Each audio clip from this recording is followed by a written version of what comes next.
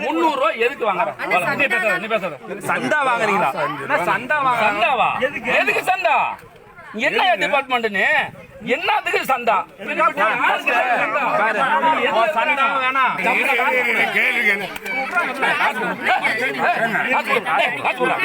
காசை கொடுன்ட்டேன்.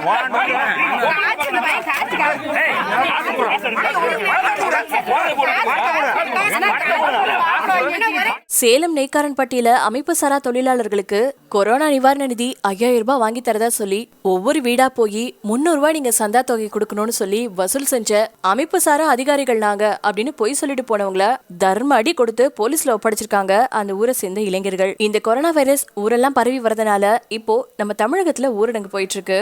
இதனால ஏழை எளிய மக்கள் வேலைக்கு போக முடியாம அவங்களுடைய அன்றாட தேவைகளுக்காக ரொம்பவே கஷ்டப்பட்டுட்டு இருக்காங்க. அவங்களுடைய கஷ்டத்தை மனசுல வச்சு உதவி செய்யலனாலும் பரவாயில்ல, உபத்திரவம் கொடுக்கறதுக்காகவே ஒரு கும்பல் கிளம்பி போயிருக்கு. கூலி தொழிலாளர்கள், நெசவாளர்கள்னு நிறைஞ்ச சேலம் நெய்க்காரன்பட்டியில அமைப்பு சாரா நலவாரியத்துறை அதிகாரிகள் அப்படின்னு சொல்லிட்டு பிரதமர் நிவாரண நிதியா வீட்டுக்கு 5000 ரூபாய் கொடுக்க போறோம், அதுக்கு முன்னாடி 300 ரூபாய் முன்பணம் சந்தாவா கொடுத்து அமைப்பு சாரா தொழிலாளர்களா நீங்க சேர்ந்துக்கோங்க அப்படின்னு சொல்லிருக்காங்க. நீங்க 300 ரூபாய் சந்தா கட்டினீங்கன்னா 5000 ரூபாய் உங்களுடைய பேங்க் அக்கௌண்ட்டுக்கு இந்த நிவாரண நிதி வந்துரும் அப்படின்னு சொல்லிருக்காங்க. இதை சொல்லி முடிச்சுட்டு வீட்டுக்கு 300 ரூபாய் வசூல் செய்ய ஆரம்பிச்சப்போ அந்த பகுதியை சேர்ந்த சில இளைஞர்கள் இவங்களோட நடவடிக்கைகள்ல கொஞ்சம் சந்தேகம் இருக்கே அப்படின்னு சொல்லி அவங்கள தீவிரமா விசாரணை பண்ணிருக்காங்க. நீங்க எங்க இருந்து வரீங்க, எதுக்காக இதெல்லாம் பண்றீங்க அப்படின்னு சில கேள்விகளை வைக்க அவங்க முன்னுக்கு பின் முரணான பதில சொல்லி சிக்கிக்கிட்டு இருக்காங்க. இதனால பணம் கொடுத்தவங்க எல்லாருமே நம்ம ஏமாத்தப்பட்டுட்டோமா அப்படின்னு சொல்லி கோவப்பட்டு 300 ரூபாய் சந்தா தொகையா கட்டுங்கன்னு சொன்னாங்கல்ல, அந்த போலி அதிகாரிகளுக்கு முகம் ஃபுல்லா வீங்கிற அளவுக்கு அடி கொடுத்துருக்காங்க. அடி வாங்கின போலி அதிகாரிகள்ல ஒருத்தர் ஒரு புக் மாதிரி எடுத்து காமிச்சு, இங்க பாத்தீங்களா நான் பிரபலங்களோட ரொம்ப நிறைய போட்டோஸ்லாம் எடுத்திருக்கேன் அப்படின்னு ஒரு ஆல்பத்தையும் காட்டியிருக்காரு. அதுல அவர் மோசடி கும்பலை சேர்ந்தவர் தான் அப்படிங்கிறது கன்ஃபார்ம் ஆயிருக்கு. உடனடியா இந்த தகவல்லாம் தெரிஞ்சுக்கிட்டு அந்த இடத்துக்கு வந்த போலீஸ்காரவங்க அந்த மோசடி கும்பலை விசாரணைக்காக போலீஸ் ஸ்டேஷன் வரைக்கும் கூட்டிட்டு போயிருக்காங்க. நிவாரணம் தொடர்பா மக்களுக்கு அதிகாரப்பூர்வமான அறிவிப்பு செய்யாம 1 ரூபாய் கூட பணம் மத்திய மாநில அரசாங்கம் கொடுக்கறது கிடையாது. அதே மாதிரி எந்த ஒரு நிவாரணத்துக்கும் மக்கள் கிட்ட இருந்து முன்பணமா எந்த ஒரு தொகையும் அரசாங்கம் வசூலிக்கிறது இல்ல.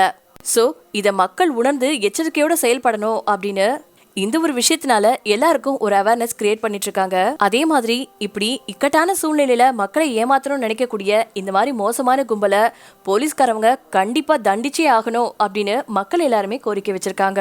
300 ரூபாய் எதுக்கு வாங்குற? நீ பேசாத. சந்தா வாங்குறீங்களா? சந்தாவா? எதுக்கு சந்தா? என்ன டிபார்ட்மெண்ட்? என்னத்துக்கு சந்தா? சந்தா வேணாம்.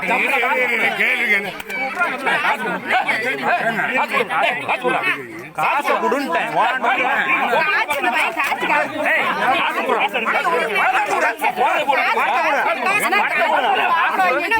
கொரோனா வைரஸை பத்தின லேட்டஸ்ட் அப்டேட்ஸ்களை உடனுக்குடன் தெரிஞ்சுக்க நியூஸ் கிளிட்ஸ் சேனலுக்கு சப்ஸ்கிரைப் பண்ணுங்க.